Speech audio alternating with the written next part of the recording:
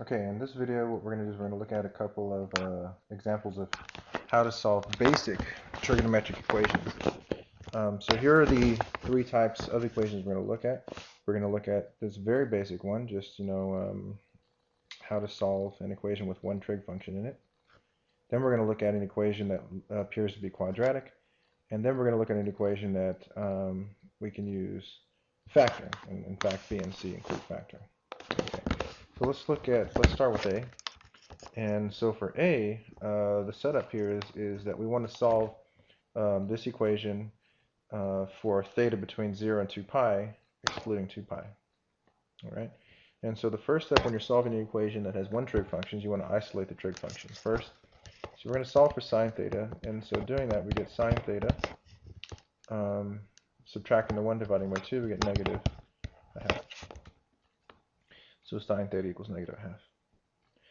Alright, now, once we have this, then what we need to do is consider what quadrants these solutions can be in. Now, because we're taking the sine of an angle and it's a negative ratio, we know that the angles that we're looking for are going to be either in quadrant 3 or quadrant 4. Okay? Now, next what we can do is we can find the reference angle. The reference angle is what's going to correspond to the positive ratio, a half. And so for sine, the sine of an angle that's a half, when I think of that, I think of already pi over 6. Okay? All right. And then what we do with pi over 6 is we place that here. So this reference that we just found is going to be these two angles here. So that's the reference, and that's the reference. Okay. So the two solutions that we're looking for now, theta is going to be pi plus the reference, right? So pi plus the reference is going to be 7 pi over 6. And then the other solution is going to be the solution that's in quadrant 4. We find that by taking 2 pi, subtracting off pi over 6. And so we get 11 pi over 6. Okay, so these are the two solutions for this equation. All right.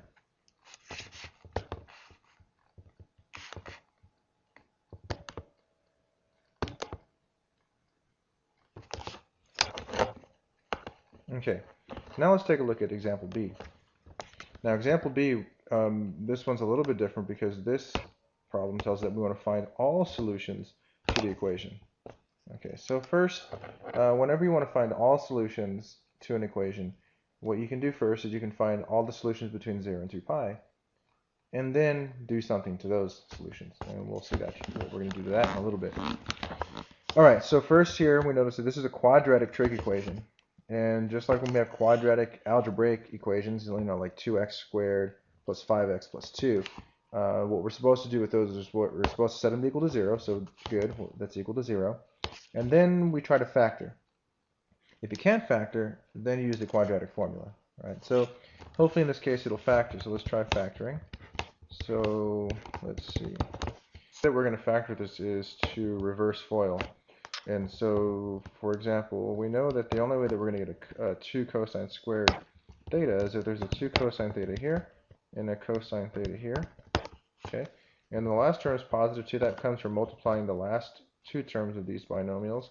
And so there needs to be a 1 and a 2. So I'm going to put the 2 here and the 1 here because we notice that I need a 4, right? So 2 cosine theta times 2 is 4 cosine theta plus cosine theta by multiplying the two inner terms. That gives us the 5 cosine theta, and then 1 and 2. 1 times 2 gives us the 2 at the back end. Alright, then what we do is we're going to set these equal to 0 now, right? So we have 2 cosine theta plus 1 equals 0, or cosine theta plus 2 equals 0. Right. And then, just like we did with the first basic equation, now we have two of those basic equations. So for each one of these, we want to solve those for the trig function, or isolate the trig function. So we get cosine theta equals negative a half, or cosine theta equals negative 2. All right, now let's deal with this equation here on the right. Now this equation on the right, we know that there's no way that there's no angle that's going to make this work, right? Because we know that cosine theta is always between negative 1 and 1, right? and there's no way that cosine will ever equal -2. So this last piece here, that's impossible. All right. So the only solutions are going to come from these, this cosine theta equal to -1/2. So let's deal with that. Okay. So what we're going to do is we know that the answers have to be, since it's negative, then our possible solutions are going to be in quadrant 2 and quadrant 3.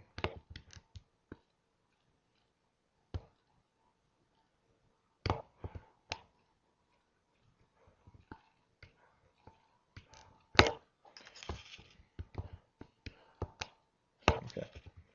Okay, so for cosine theta equal to -1/2, we know the reference is going to be pi over 3.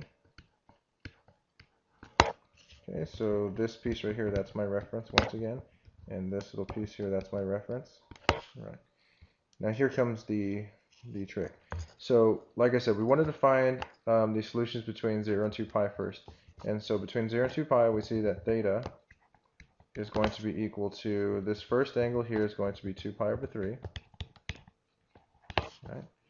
And then the other solution, or theta, is going to be 4 pi over 3.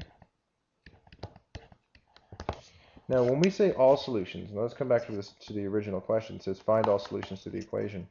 When we want to find all solutions, we just don't want the answers between 0 and 2 pi. We want all these solutions as,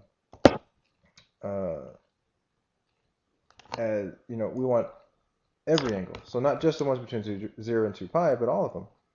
So what we do to the answers that we get in quadrant 1, we know that every solution that's coterminal, or any angle that's coterminal with these angles that we just found, are also going to solve the equation. So the way, remember how we find coterminal angles here? We just tack on what? 2 pi k, right? So this gives me 2 pi over 3 plus all the angles coterminal with it. And then the same thing with 4 pi over 3, 2 pi k. And that's because we're tacking on all the angles coterminal with 4 pi over 3. We should tack to this is that k any integer.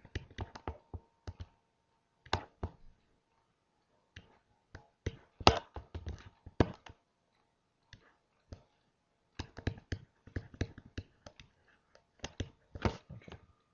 And these are going to be our solutions right here. All right. Sorry for the sloppiness. All right.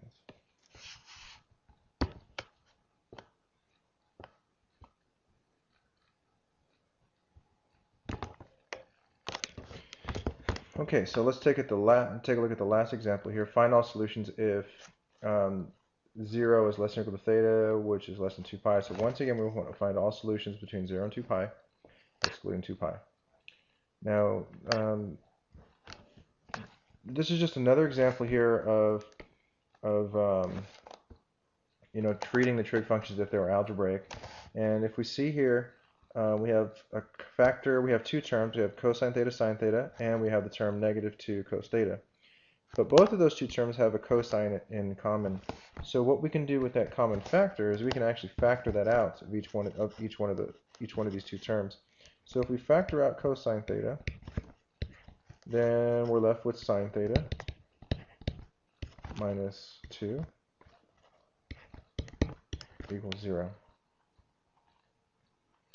Okay, and then once again here we have a product, right? So we're multiplying two factors, and that's equal to 0. And so we're going to set each one of those equal to 0. So we get cosine theta equals 0, or sine theta minus 2 equals 0.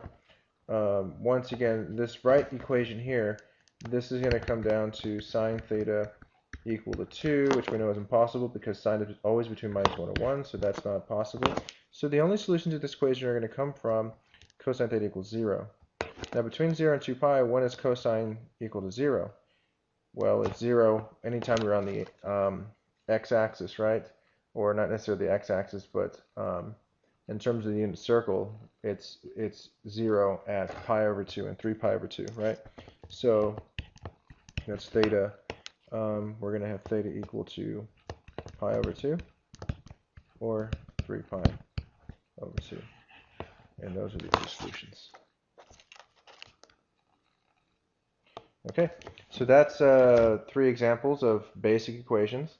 The first, once again, just a little recap. The first example was how you solve a very basic equation. The second one was how to solve a quadratic trig equation. And then the last one we looked at is just using a basic factoring technique of factoring out a greatest common factor and then solving it from there. Okay.